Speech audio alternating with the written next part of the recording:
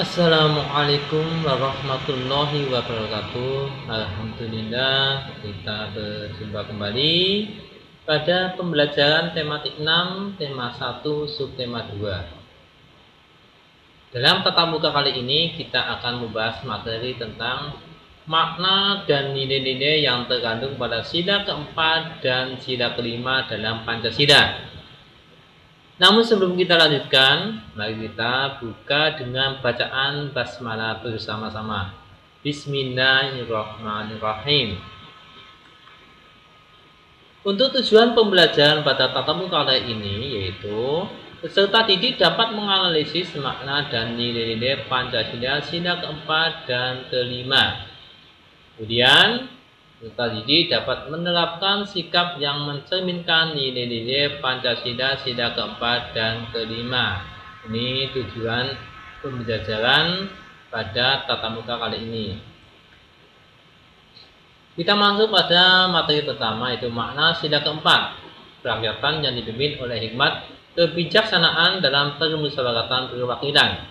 Ini mengandung makna bahwa kedaulatan bersumber pada nilai kebersamaan, kekeluargaan, dan gotong royong. Bahwa kedaulatan di Indonesia ini itu bersumber pada nilai kebersamaan, kekeluargaan, dan gotong royong. Yang kedua, musyawarah mencerminkan sikap dan pandangan hidup dalam menentukan kebenaran.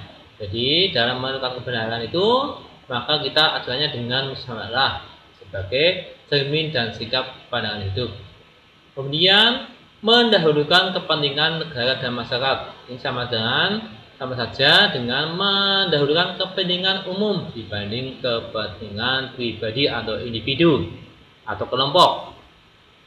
Kemudian menghargai kesukarelaan dan kesadaran. Ini tidak memaksakan kehendak, ya, tidak memaksakan kehendak kepada orang lain.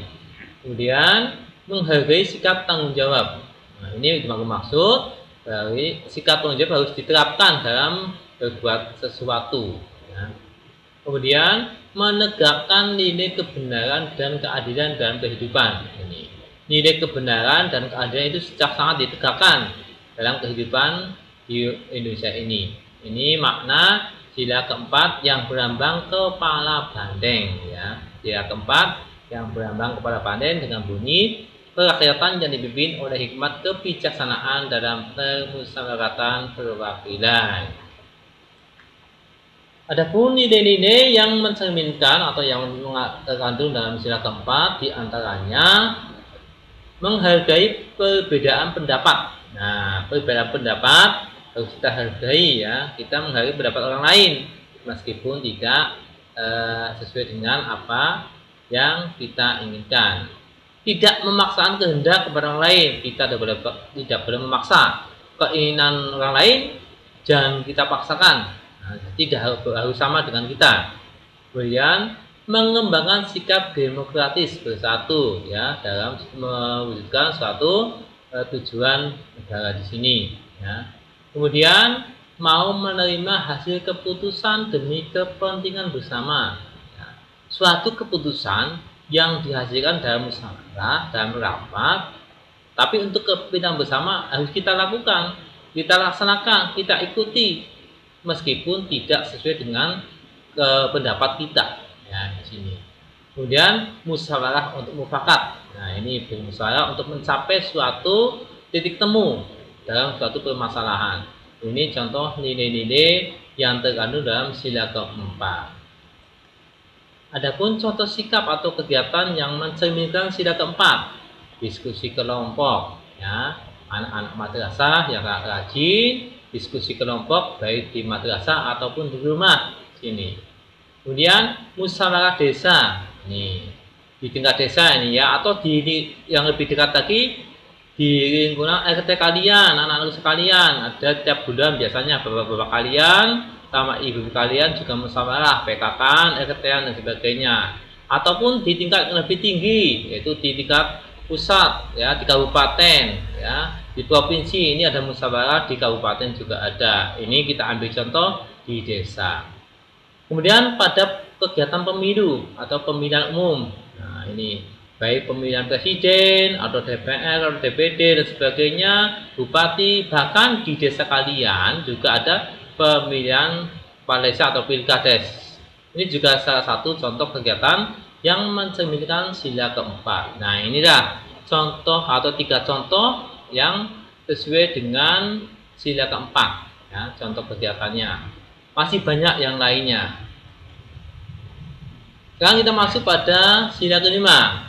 Makna sila kelima, keadilan sosial bagi seluruh rakyat Indonesia yang berlambang dengan padi kapas ini, ya, yang berlambang dengan gambar padi dan kapas, ya. Ini maknanya terkandung bahwa tercapainya masyarakat Indonesia yang adil dan makmur lahir dan batin, ya, bahwa negara ingin mencapai tujuannya bahwa untuk masyarakat Indonesia itu diharapkan bisa dianggap adil dan makmur baik lahir dan batin. Kemudian setiap rakyat Indonesia diperlakukan dengan adil. Nah, semua rakyat itu diperlakukan dengan adil, tidak pandang pilih. Nah, kemudian tidak ada golongan tirani, minoritas dan mayoritas. Tidak ada sekat-sekat, perbedaan ekonomi yang tinggi, yang elit dan sebagainya, atau yang rendah dan sebagainya, yang kaya dan miskin, semua dianggap sebagai warga negara Indonesia.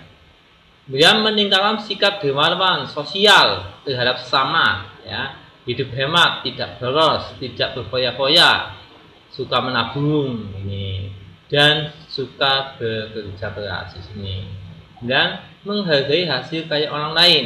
Nah, kita tidak boleh menjelek-jelekan hasil karya orang lain meskipun tidak kita senangi, ya. Kemudian menjunjung tinggi harkat dan martabat manusia. Inilah makna sila kelima yang berlambang padi dan kapas. Adapun nilai-nilai sila kelima, yaitu keadilan sosial bagi seluruh rakyat Indonesia, antara lain memajukan perbuatan yang luhur. Ini perbuatan luhur kita tingkatkan, diajukan, ya, yang baik untuk kepentingan bangsa dan sebagainya. Sikap adil terhadap sesama, ya, kita harus bersikap adil terhadap sesama, jangan membeda-bedakan antara satu dengan yang lainnya. Menjunjung tinggi nilai kebenaran dan keadilan. Ini sama dengan yang kedua, yaitu kebenaran dan keadilan kita junjung tinggi nilainya, ya. Nilai kebenaran dan keadilan kita junjung tinggi, ya. Jangan sampai kita membela sesuatu yang salah dan sebagainya. Harus adil. Kemudian berani bertanggung jawab atas perbuatan-perbuatan yang telah kita lakukan. Apapun yang kita perbuat harus bisa dipertanggungjawabkan oleh diri kita masing-masing. Kemudian membiasakan hidup sederhana dan hemat. Di sinilah jangan boros, tidak berfoya-foya, hidup sederhana, suka menabung, ya. Sini. Inilah contoh-contoh nilai-nilai yang mencerminkan pada sila kelima Pancasila. Contoh sikapnya atau kegiatannya antara lain nih, ada beberapa siswa madrasah yang sedang memberikan sedekah atau sedekah pada fakir miskin. Ini mewujudkan bersikap dermawan, ya, ini sosial. Kemudian bersikap adil, berbagi, ya. Meskipun yang pakai baju kuning itu yang punya, tapi tetap ngasih pada temannya sama besar, imbang, adil. Tidak haknya maka dia lebih besar. Ini contoh bersikap adil. Kemudian hidup hemat, suka menabung, tidak boros, tidak suka jajan, ya, menyisihkan uang jajannya untuk tabung, ya. Sini hidup hemat, tidak suka berfoya-foya. Ini 3 contoh dan masih banyak contoh yang lainnya. Itulah contoh sikap yang mencerminkan sila kelima. Oke, untuk selanjutnya di sini ada bacaan. Nah, nanti kalian bisa menentukan pendapat kalian tentang bacaan tersebut. Oke, dulu baca ya. Santi sangat sedih, ayahnya baru saja bercerita bahwa penduduk setempat mengeluhkan keberadaan peternakan ayamnya. Mereka tidak tahan dengan bau yang berasal dari peternakan ayamnya. Santi bingung. Peternakan ayam sapi adalah peternakan keluarga. Usaha dari peternakan dapat menghidupi keluarga dan membiayai sekolahnya. Santi memiliki peternakan ayam petelur. Secara teratur, ia mengirimkan telur ayamnya ke pasar untuk disimpan di salah satu toko di sana. Santi tidak mau peternakan ayamnya digusur. Ia akan berusaha agar penduduk mau menerima keberadaan peternakannya. Apapun yang terjadi, Santi akan membela keluarganya agar peternakannya tetap beroperasi. Ini contoh bacaan. Di sini nilai-nilai tergantung pada sila keempat nanti ada. Silakan nanti ada tugas kalian untuk dikerjakan. Jadi tugasnya adalah tulislah pendapat kamu tentang teks bacaan tersebut. Yang pertama, bagaimana pendapat kamu tentang sikap Santi? Kemudian, bagaimana pendapat kamu tentang sikap penduduk? Yang ketiga, apa yang seharusnya Santi lakukan dalam menghadapi masalah tersebut? Yang keempat, apa yang seharusnya penduduk lakukan dengan keberadaan peternakan ayam ayah Santi? Nah, yang terakhir, tentukan ide pokok pada tiap paragraf dan tuliskan kesimpulan teks bacaan tersebut. Nah, tulis pendapatmu dan tugasmu di buku tugas. Jangan lupa diberi nama dan nomor absen di pojok kanan atas ya. Nanti terus disetorkan pada guru lewat kiriman WA.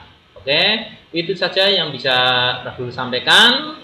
Kurang lebihnya minta maaf. Mari kita akhiri dengan bacaan hamdalah bersama-sama. Alhamdulillahirabbil alamin. Sekian. Wassalamualaikum warahmatullahi wabarakatuh.